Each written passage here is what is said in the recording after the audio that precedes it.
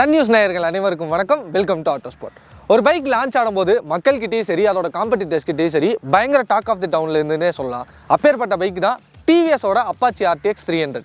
இந்த பைக் உண்மையிலேயே அந்த டாக்குக்கெல்லாம் வர்த்தா, உண்மையிலேயே அதோட காம்படிட்டன்ஸ் எல்லாம் காலி பண்ணிடுச்சான்றதை வாங்க முழுசாக பார்ப்போம். நான் உங்கள் வால்டர், இது உங்கள் ஆட்டோஸ்பாட்.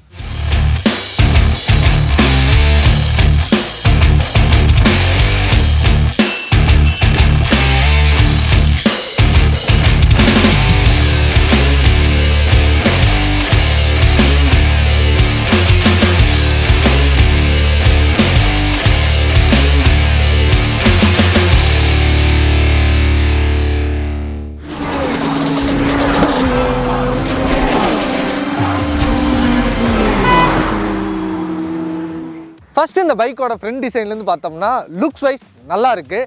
இந்த பைக்கோட லுக்கை ப்ரீமியமாகவும் ஒரு அட்வென்ச்சர் ஃபீலில் கொடுக்கறதுக்கு இந்த டாலான வைசரும் சரி இந்த ஃபெண்டரும் சரி உதவுதுன்னே சொல்லலாம். இந்த ஃபெண்டர் அப்புறம் இந்த ஹேண்ட் கார்டு எல்லாமே எக்ஸ்ட்ரா ஆட் ஆன் ஆக்சசரியாக தான் இந்த பைக்கில் தராங்க. நீங்கள் பைக்கை ஸ்டாக்கில் எடுக்கும்போது இதெல்லாம் வந்து கிடையாது. நம்பர் பிளேட் இந்த இடத்துல கொடுத்துருக்குறாங்க. ஸோ இதெல்லாம் இல்லாமல் இந்த இடம் எம்டியாக ஒரு ஸ்பேஸ் இருக்கும். அந்த எம்டினஸை போக்க நீங்கள் இந்த மாதிரி ஒரு ஃபெண்டர் ஆட் ஆன் நீங்கள் பண்ணி தான் ஆகணும். பிளாஸ்டிக்கோட குவாலிட்டிஸ் எல்லாம் ரொம்ப நல்லாவே இருக்குது. இந்த ஹெட்லைட்டோட டிசைனுமே ஆட்டோ ஹெட்லைட் தான். இந்த DRL பார்க்கறதுக்கு ஒரு ஈகிளோட ஐஸ்லேருந்து ஒரு லுக் வர மாதிரி இந்த டிசைன் பண்ணியிருக்காங்க டிவிஎஸ். இந்த பைக்கில் நமக்கு ஆஃப் ரோட் செட்டப் டயர்ஸ் தான் கொடுத்துருக்காங்க. 110/80 19 இன்ச்சஸ் டயர் கொடுத்துருக்காங்க. நமக்கு பிரேக்கிங்ஸை பொறுத்தளவுக்கு டூயல் சேனல் ABS ப்ரொவைட் பண்ணுறாங்க. அது ரேலி மோடில் மட்டும் நம்மளால் ரியர் ABS வந்து ஆஃப் பண்ணி நம்மளால் ட்ரைவ் பண்ண முடியும். அண்ட் சஸ்பென்ஷன் பொறுத்த வரைக்கும் நமக்கு 41 mm அப்சைட் டவுன் ஃபோக்ஸ் கொடுத்துருக்காங்க. இதோட ஒர்க்ஸ் எல்லாம் எப்படி பண்ணுதுன்றதை நம்ம ட்ரைவ் பண்ணிட்டு வந்து சொல்லலாம். இந்த பைக்கோட ரைடிங் எர்கனாமிக்ஸ் எப்படி இருக்குன்னு பார்க்கலாம். நம்மளால் ஈஸியாக ஏறி உட்கார முடியுது. நான் ஒரு 6 feet இருக்கேன். எனக்கு பாருங்கள் கால் நல்லாவே லீனாக இருக்குது கிரவுண்டில். ஒரு 5.5 5.6க்கு மேலே இருந்தாலுமே இந்த பைக் நீங்கள் ஈஸியாக ஆக்சஸ் பண்ணிட முடியும். இந்த பைக்கோட ஒட்டுமொத்த வெயிட் 180 கிலோ இருக்குது. இந்த மாதிரி மூவ் பண்ணும் போதோ இல்லை ரிவர்ஸ் எடுக்கும் போதோ நம்மளால் அது ஃபீல் பண்ண முடியுது. பட் ட்ரைவ் பண்ணும் போது அதை நமக்கு பெருசாக ஃபீல் பண்ண முடியல. ஃபுட் பேக்ஸோட பொசிஷனும் நமக்கு ஒரு T ஆங்கிளில் தான் கொடுத்துருக்குறாங்க. இந்த இடத்துல கரெக்டாக ஃபிட்டின் ஆகிற அளவுக்கு கேப் கொடுத்துருக்காங்க. நம்ம ஃப்ரண்ட்டில் இப்படி ஏறி நல்லா உட்காந்தோம்னா இந்த இடத்துல கவர் ஆகுது. அதே மாதிரி நம்ம இந்த ஃபுட் பேக்ஸோட நம்ம நின்று பார்க்கலாம். நிற்கும் போது ஓரளவுக்கு கான்ஃபிடெண்ட்டாக தான் நமக்கு இருக்குது. ரொம்ப அன்கான்ஃபிடென்ட்டோவோ இல்லை நம்ம விழுந்துருவோமோ கால் ஸ்லிப் ஆகுதோன்ற நிலமையை நார்மலாக நிற்கும் போது எனக்கு அப்படி ஃபீல் ஆகுது. நம்ம ட்ரைவ் பண்ணும்போது அது எப்படி இருக்குன்னு பார்க்கலாம். இந்த இடத்துல கால் டக்கின் ஆகுதான்னு கேட்டால் கரெக்டாக அது டக்கின் ஆக மாட்டேங்குது. நின்று ட்ரைவ் பண்ணும்போது இப்படி நம்ம ஒரு ஃப்ரண்ட் பொசிஷனில் நம்ம ட்ரைவ் பண்ணிட்டு இருக்கும் போது எந்திரிச்சு நின்று ஓட்டும் போது இந்த இடம் கொஞ்சம் ஒரு மாதிரி ஹார்டு ஹிட்டிங்காக இருக்குது ஒரு சில இடத்துல. இந்த பைக்கு இவ்வளோ பெரிய டேங்கை பார்த்தோன்னே ஒரு பெரிய கேப்பபிளான ஒரு பெட்ரோல் டேங்க் கொடுத்துருப்பாங்கன்னு நினச்சிருக்கீங்க. அதுதான் இல்லை. இந்த சைட் ஃபேரிங்ஸ் எல்லாம் பார்க்க இந்த பைக் பெருசாக இருக்குது. ஆனால் இது ஒரு 12.5 லிட்டருக்கான டேங்க் தான் இவங்க வந்து ப்ரொவைட் பண்ணியிருக்காங்க இந்த பைக்கில். ஹேண்டில் பார் செட்டப்பை பொறுத்த வரைக்கும் நமக்கு வந்து நல்லா அப்ஃப்ரண்ட்டாகவே கொடுத்துருக்காங்க. ஆனால் இது ஒரு வைடான ஒரு ஹேண்டில் பார், ஒரு பிராஸ் ஃபினிஷில் வந்து பண்ணியிருக்கிறாங்க. பார்க்க லுக்ஸ் வைஸ் நல்லா இருக்குது. கம்ஃபர்டபுளாகவும் ரைட் பண்ணுறதுக்கு ஈஸியாகவும் இருக்குது. நம்ம எந்திரிச்சு நின்று ஓட்டினாலுமே நமக்கு இது இன்னும் அப்ஃப்ரண்ட்டாக தான் கொடுத்துருக்குறாங்க. நம்மளால் ஈஸியாக கிராப் பண்ண முடியுது. இந்த பைக்கோட ஹேண்டில் பார் செட்டப்ஸில் நல்லாவே பண்ணியிருக்கிறாங்க டிவிஎஸோட லைனப்லேயே 300cc ஆல்ரெடி அவங்ககிட்ட 2 பைக் இருக்குது. RTR 310 RR 310 ப்ரீமியமான 2 ஸ்போர்ட்ஸ் பைக் அவங்க வச்சுருக்கிறாங்க. அந்த லைனப்பில் இப்போ இந்த 300 வந்து RTX 300 ஜாயின் ஆகுது. இந்த என்ஜினும் அந்த என்ஜினும் சேமாக இருக்காப்பா, அந்த என்ஜினை தான் தூக்கிட்டு வந்து இதில் வச்சுருக்காங்கன்னா கண்டிப்பாக இல்லை. இந்த பைக்குக்காக அவங்க நியூவான ஒரு என்ஜின் செட்டப் வந்துட்டு இந்த RTXக்கு அவங்க க்ரியேட் பண்ணியிருக்கிறதா டிவிஎஸ் வந்து கிளைம் பண்ணுறாங்க. இந்த பைக்கோட ஸ்பெசிஃபிகேஷன் என்னென்னு பார்த்தோம்னா 299cc 4 valve engine 6 speed gear பாக்ஸில் நமக்கு 39 PS பவரையும் 29 Nm டார்க்கு இந்த என்ஜின் வந்து நமக்கு வந்து ப்ரொடியூஸ் பண்ணுது. இந்த பைக்கோட டாப் எண்ட் அதாவது ஹை ஸ்பீட் என்னன்னு நம்ம வந்து சொல்லலான்னு பார்த்தோம்னா ஈஸியாகவே 145 150 வந்து இந்த பைக் வந்து க்ரூஸ் பண்ண முடியும். இந்த பைக்கோட க்ரூசிங் ஸ்பீட்னு பார்த்தோம்னா 110 அப்படியே மெயின்டைன் பண்ணோம்னா நம்மளால் ஜாலியாக ஒரு கம்ஃபர்டபுளான ரைடை வந்து இந்த பைக்கில் நம்ம வந்து என்ஜாய் பண்ண முடியும். இந்த பைக்கில் மொத்தம் 4 ரைடிங் மோடு வந்து கொடுத்துருக்குறாங்க. அர்பன், ரெயின், ரேலி, டூர்னு மொத்தம் 4 ஆப்ஷன்ஸ் கொடுத்துருக்காங்க. இந்த 4யுமே எப்படி இருக்குன்னு நம்ம ரைட் பண்ணி முடிச்சுட்டு அது ஒவ்வொன்றா நான் வந்து உங்களுக்கு எக்ஸ்பிளைன் பண்ணுறேன்.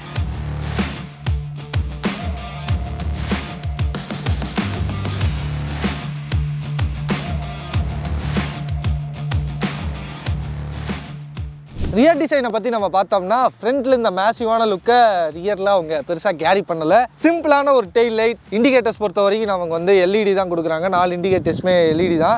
ரியர் டயரை பொறுத்த வரைக்கும் நமக்கு 150 செக்ஷன் டயர்ஸ் கொடுக்குறாங்க. ஒரு ப்ராடான டயர் தான். இந்த டயர் ரெண்டுத்துலேயுமே நமக்கு வந்து டிபிஎம்எஸ் சப்போர்ட் கொடுத்துருக்காங்க. அதனால் டயர் ப்ரெஷர் மானிட்டரிங், உங்கள் பைக்கில் எந்த அளவுக்கு காற்று இருக்குது, நீங்கள் எந்த அளவுக்கு அதை வச்சு மெயின்டைன் பண்ணுன்றத இந்த 2 வீல்லையுமே அவங்க வந்து ப்ரொவைட் பண்ணியிருக்கிறாங்க. எக்ஸாஸ்ட் நோட்டோட டிசைனுமே ரொம்ப ஷார்ப்பாக தான் கொடுத்துருக்குறாங்க.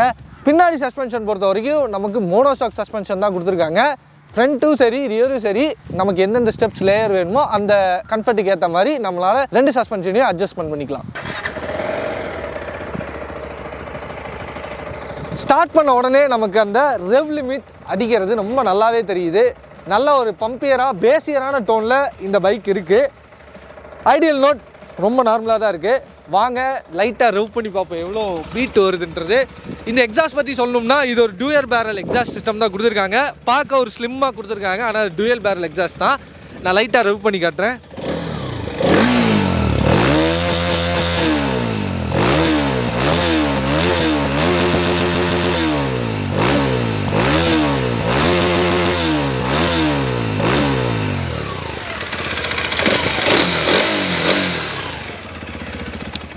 ஒரு 300 சிசிக்கான ஒரு என்ஜின் நாய்ஸ் இந்த பைக்கில் இருக்கான்னு கேட்டால் கண்டிப்பாக இந்த பைக்கில் இருக்குது.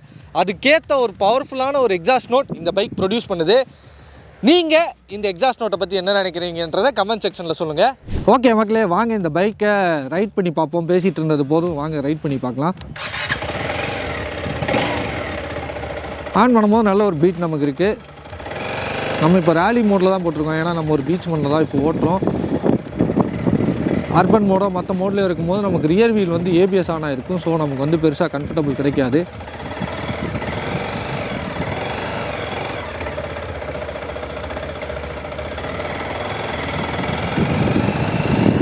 ரேலி மோடில் நம்ம ஓட்டும் போது அதான் நான் முன்னாடியே சொன்ன மாதிரி ரியர் வீல் வந்து ஏபிஎஸ் இருக்காது. ஸோ எங்கேயுமே மண்ணில் இதாகாது. நம்ம இப்போ ரோட்ஸுக்கு வந்துட்டோம். நம்ம வந்து அர்பன் மோடில் வச்சு ஓட்டி பார்ப்போம். மோடை பார்த்தா நமக்கு இந்த சைடில் இருக்கிற பட்டன்ஸ் ஆக்சஸ் பண்ணிக்கலாம். அப்படி நீங்கள் மோடு மாற்றும் போது லைட்டாக கையை மட்டும் எடுத்துகிட்டு ஆக்சிலேட்டர்லேருந்து கையை எடுத்துகிட்டு ஒரு நம்ம வந்துட்டு இது பண்ணாவே போகலாம்.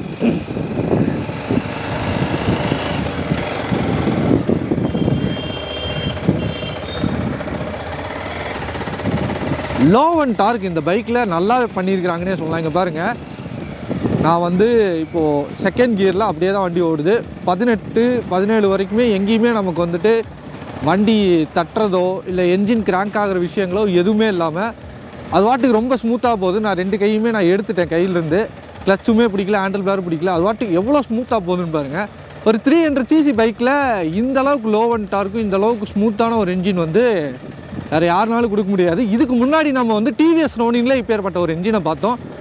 அதுக்கு போட்டியாக இப்போது இந்த ஆர்டிஎக்ஸோட என்ஜின் இருக்குது. இங்கே பாருங்கள், நான் எதுவுமே பண்ணல. செகண்ட் கியரில் அது வாட்டுக்கு நம்ம எதுவுமே இல்லை, கிளச்சு கொடுக்கல. கிளச்சு அந்த என்ஜின் ஸ்பீட்லேயே என்ஜின் இதுலேயே வந்துட்டு வண்டி போயிட்டே இருக்குது அந்த கிளச்சோட ஸ்பீட்லேயே. பவர் பொறுத்த வரைக்கும் நமக்கு வந்து கிராஜுவலாக தான் ஸ்டார்ட் ஆகுது. அர்பன் மோடில் நமக்கு ரொம்ப எடுத்தோன்னே ஒரு கிராஜுவலான ஒரு பவர் கொடுக்காம ரொம்ப பொறுமையான ஒரு பவர் தான் இந்த இதில் டெலிவர் பண்ணுறாங்க அர்பன் மோடை பொறுத்த வரைக்கும். சஸ்பென்ஷன் பொறுத்த வரைக்கும் நம்மூர் ரோடுகளுக்கு சும்மா நல்லாவே இருக்குது. எங்களுக்கு இந்த குண்டு குழிலாம் வந்து எதுவுமே தெரியல. ரொம்ப கேஷுவலாக ஏதோ ஸ்மூத்தாக பட்டர்லாம் போயிட்டுருக்கிற மாதிரி ரொம்ப நல்லாவே பண்ணியிருக்கிறாங்க. சஸ்பென்ஷன் பொறுத்த வரைக்கும் இங்கே பாருங்கள், நான் ஒரு குழியில் ஏற்றுறேன். ஒரு ஷேக்குமோ ஒரு பெரிய உங்களுக்கு ரொம்ப வைப்ரேஷன்ஸோ உங்களுக்கு எதுவும் பெருசாக தெரியல. பவரை பொறுத்த வரைக்கும் நான் தான் முன்னாடியே சொல்லியிருந்தேன், அர்பன் மோடில் வந்து இந்த மாதிரி கௌஷிக்ஸ் ஏதாவது குறுக்க வந்தாலும் பிரேக்கும் நல்லாவே பண்ணியிருக்கிறாங்க. நமக்கு அர்பன் மோடை பொறுத்த வரைக்கும் டூயல் சேனல் ஏபிஎஸ் ஆக்டிவேட் ஆகியா தான் இருக்கும். அந்த டூயல் சேனலை நம்ம வந்து இப்போ டெஸ்ட் பண்ணி தான் பார்த்தோம். வண்டியோட வெயிட் வந்து இந்த இடத்துல நமக்கு தெரியுதான்னு கேட்டோம்னா, வண்டி டிரைவ் பண்ணும்போது அந்த 180 கிலோகிராம் இருக்குன்றது நமக்கு தெரிய மாட்டேங்குது. மற்ற இடத்துங்களில் வந்துட்டு நமக்கு வந்து அப்ரப்டாகவே தெரியுது இது ஒரு 180 கிலோ வெயிட்ன்றது. டேர்னிங் ரேடியஸ் பார்ப்போம். ஓகே, டேர்னிங் ரேடியஸில் லைட்டாக பெருசாக தான் கேர்வ் எடுக்குது டேர்னிங்கு. ரொம்ப ஈஸியான டேர்னாக டக்குன்னு ஷார்ட்டாக திருப்புற மாதிரியான ஒரு செட்டப் இல்லை. இது ஒரு பயங்கரமான ஒரு பைக்குன்றதுனால 300cc பைக் இந்த மாதிரி அட்வென்ச்சர் செட்டப் கூட ஃபேரிங்லாம் பண்ணி வச்சுட்டு இந்த அளவுக்கு டேர்னிங் ரேடியஸ் கூட இல்லைன்னா அதுக்கு ஆச்சரியமாக போயிடும். இவ்வளோ நேரம் நம்ம அர்பன் மோடில் ஓட்டியாச்சு. இப்போது நம்ம இந்த பைக்கோட டூரிங் மோடில் போவோம். டூரிங் மோடு மாறின அடுத்த செகண்டே நமக்கு இந்த த்ராட்டிலாக இருக்கட்டும், த்ராட்டில் ரெஸ்பான்ஸாக இருக்கட்டும், வண்டியோட புல் பவராக இருக்கட்டும், எல்லாமே மொத்தமாக மாறிடுச்சு. ஏதோ ஒரு பயங்கரமான ஒரு ஸ்போர்ட்ஸ் பைக் ஓட்டுற ஃபீலை வந்து இந்த டூரிங் மோட் நமக்கு வந்து தருது. பாருங்கள், பவர் அந்த ஸ்லீவுன்னே சொல்லலாம். பயங்கர ஃபன்னாக இருக்குது இது ஓட்டும் போது. நம்ம லைட்டாக இது ஒரு ரைட் பை வயர் டெக்னாலஜியில் கொடுத்துருக்கிற இந்த பைக்குன்றதுனால நம்ம த்ராட்டில் லைட்டாக ரிலீஸ் பண்ணாலுமே அந்த அளவுக்கான பவர் வந்து இந்த மோடில் அவங்க டெலிவர் பண்ணியிருக்கிறாங்க. செம்ம ஜாலியாக இருக்குது இந்த மாதிரிலாம் டூரிங் மோடு இந்த இதில் கொடுத்துருக்கிறது. நம்ம இழுக்கிற இழுப்புக்கு வண்டி போகுது. எனக்கு தெரிஞ்சு இந்த டூரிங் மோடில் லோ அண்ட் டார்க் எப்படி பண்ணியிருக்காங்கன்னு பார்ப்போம். ஓகே, அதே மாதிரி செகண்ட் கியர் போட்டுக்கலாம்.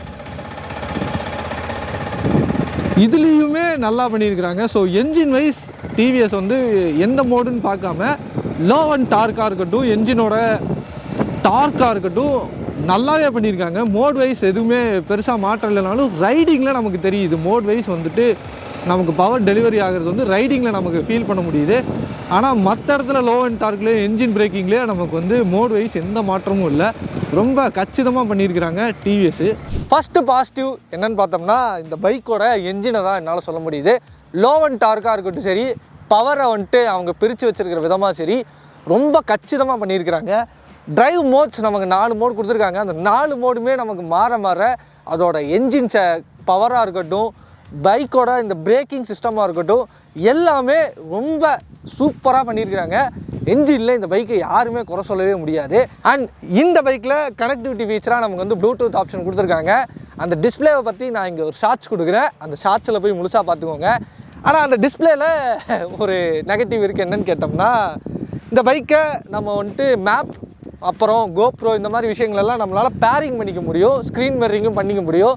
அப்படி ஸ்க்ரீன் மிரரிங் பண்ணும்போது நம்ம ஃபோன் வந்து டிஸ்பிளே ஆனில் இருக்கணும், லொக்கேஷன் ஆனில் இருக்கணும், இன்டர்நெட் ஆனில் இருக்கும்.